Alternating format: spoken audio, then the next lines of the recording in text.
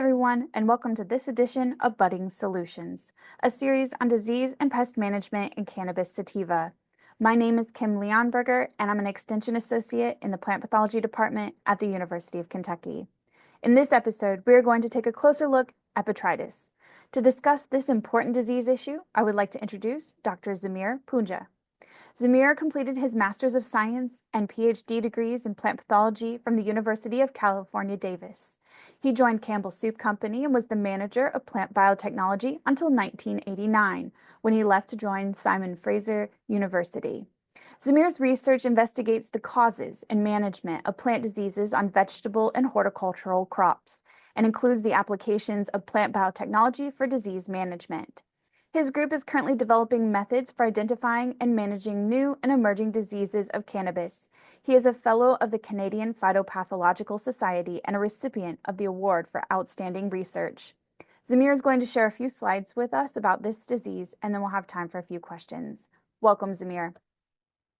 Thank you very much. I'm going to be talking about the biology and management of Botrytis bud rot on cannabis and hemp, and I'm located at Simon Fraser University. My talk will primarily focus on cannabis that's grown indoors under greenhouse environment, as you see here, but there will be some applications to management of this disease on hemp that is grown outdoors.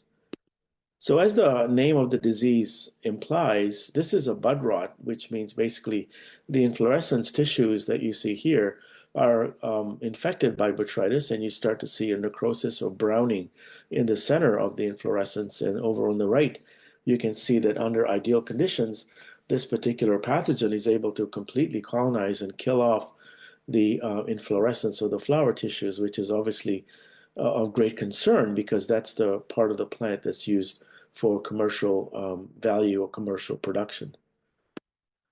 So just a quick overview of this particular pathogen. It's a very widespread pathogen which has a huge host range, over 1,000 plant species, produces a large number of spores, as I'll show you in a couple of seconds, which can be spread by wind and rain.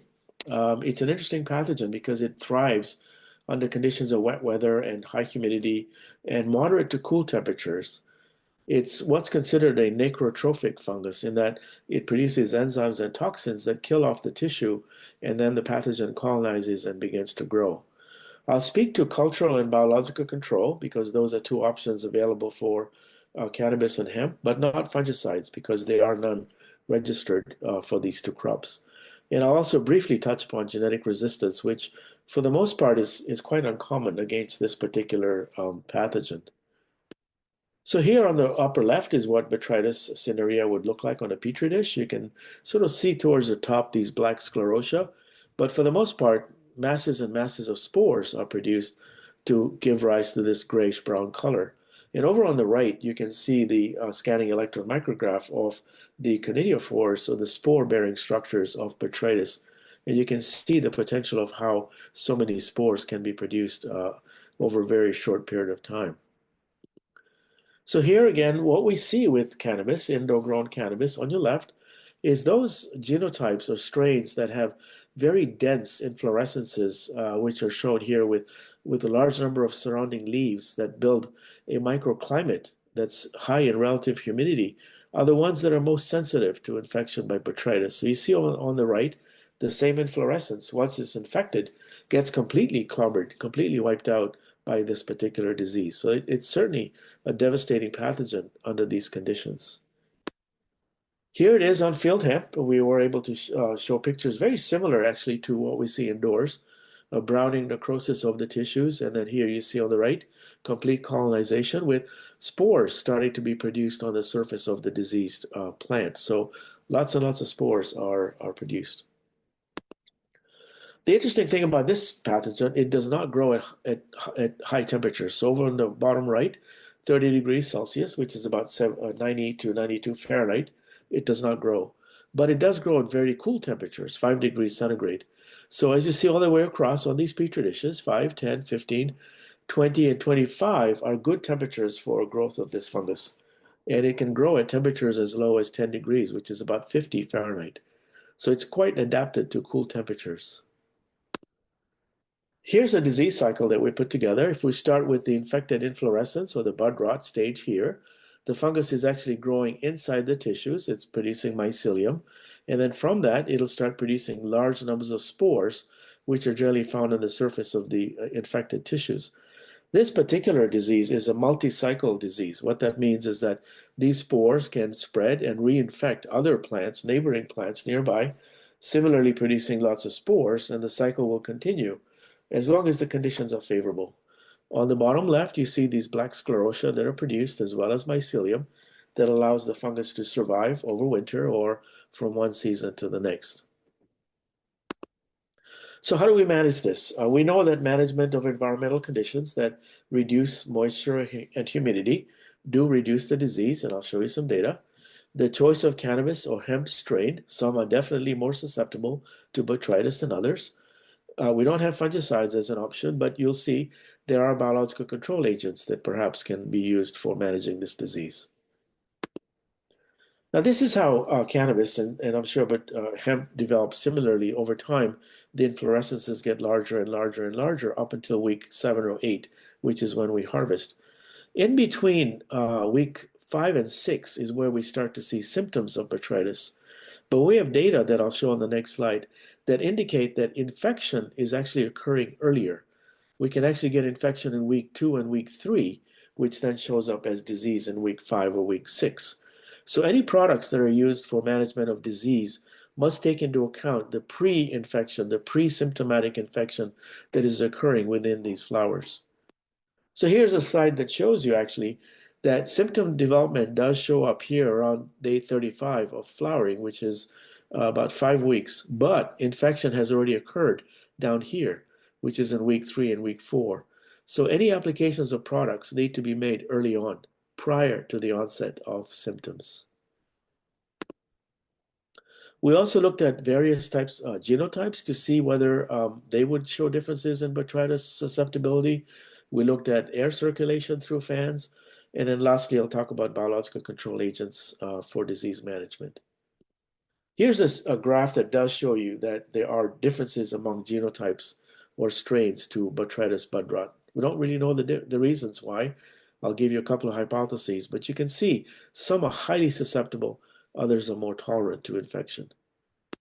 One of the reasons we think is the plant architecture. On the left is a plant that produces lots of leaves, retains a lot of humidity, low air circulation in the canopy. Over on the right, a plant that's less susceptible to botrytis has a canopy that's more airy. The leaves are spread out and the infection doesn't develop as fast as the plant on your left. So certainly canopy architecture plays a role, as well as the leaves and surrounding tissues in these two inflorescences. On the left, susceptible to botrytis. On the right, more tolerant to botrytis.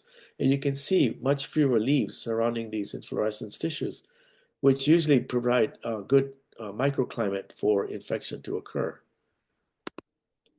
And so to prove that point, we established fans. We put fans in the greenhouse environment where we showed that without air circulation, high levels of botrytis, with air circulation, much reduced levels of botrytis. And the main reason behind that, of course, is we've dropped the relative humidity and temperature. So the green bar shows you with the fan and the purple with the air circulation. And so humidity and temperatures have really dropped.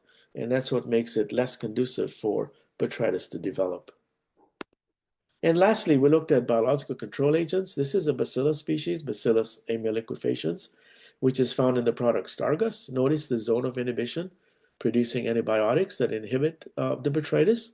When you test this on buds, on detached inflorescence, on the left is the control, untreated. On the right, this received a spray of bacillus, and you can see that the disease is very significantly controlled. Perhaps the most impressive data we have is using Trichoderma harzianum that was applied, that shows in the brown bars, significant reduction in disease compared to the black bars, which is the control.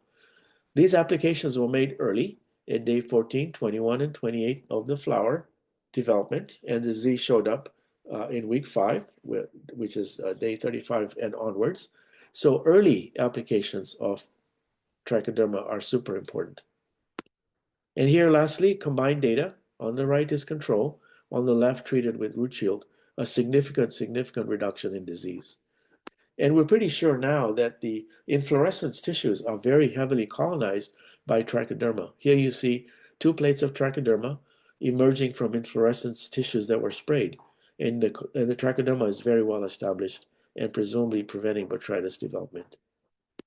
So in conclusion, bud rot, a major disease, devastating pathogen under cool, humid conditions. The pathogen has a wide host range.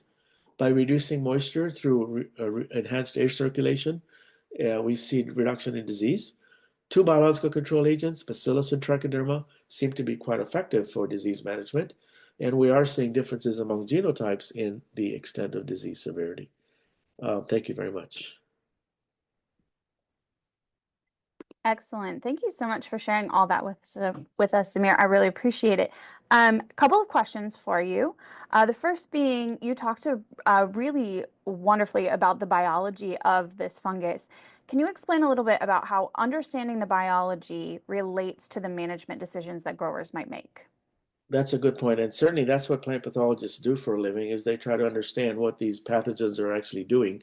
So two things about botrytis. One is that the wide host range would suggest that the inoculum sources can originate from areas outside of the field. So if you've got a tomato field or another field that's susceptible to botrytis, the spores can be blown in and certainly enter greenhouses or hemp fields where you have susceptible crops growing. The other aspect that was interesting was the temperature response.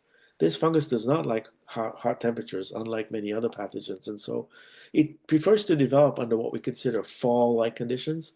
Up here, that would be probably late August, early September. In the southeast or southwest of the United States, that could be midsummer when the humidity starts to build up and it stays fairly cool. Wonderful. You talked about that since there aren't really fungicides that are labeled for management of this, we really rely on cultural and biologicals. How would you compare the efficacy of those to a fungicide should they ever become available? Yeah, that's a good question. I mean, with cultural and biological, you never get complete control of disease. So even the graphs that I showed you showed significant reductions, but there was still some disease developing. Many fungicides that are effective against botrytis do pretty much control the disease. You don't get more than 0.5% or 1% infection, which, that's pretty significant. For example, botrytis on strawberry, you can't allow 1-2% infection to progress because that's going to spread post-harvest and cause major issues. On cannabis, though, with the biologicals and cultural control, you're seeing 50, 60% reduction in disease, but it's not fully controlled. But given that we don't have fungicides, a lot of growers will actually go through and pick off flowers in the greenhouse that are infected and dispose of them, and that reduces the source of inoculum. But certainly the applications of biological agents is much more effective, provided they're made early. We need to get them early, even before anything shows up. When the growers don't see anything, but as a preventative, these biologicals need to establish in the flower, and then when the botrytis lands, presumably it's inhibited from developing. Wonderful. Last question for you. I know you've done a lot of research, which you highlighted here, which was very fascinating. But what other areas of research are lacking for this specific pathogen or areas that you'd like to see some work done? Well, one of the areas, as I alluded to with those genotypes, is we are seeing differences, significant differences between one genotype or strain of cannabis and another. And I don't really know the underlying basis for that. I mean, I'm speculating it's the canopy structure and the architecture of the flowers. But, there may be antifungal compounds being produced. Some people have suggested terpenes might be involved in either inhibiting or enhancing development of botrytis. So there are these biochemical products that I think are super worth investigating. I'm almost convinced that cannabinoids are not fungotoxic, obviously, because it grows all over the trichomes and on flowers that are producing cannabinoids. I think it's other products, maybe phytochemicals such as terpenes or flavonoids or phenolics. I think that's going to be a really interesting area for investigation for this disease. Thank you again for joining us, Zamir. We really appreciate your presentation. Just a reminder to our viewers that we will be posting links to additional resources in the video description. Thank you again for joining us, and we hope to see you on the next edition of Budding Solutions.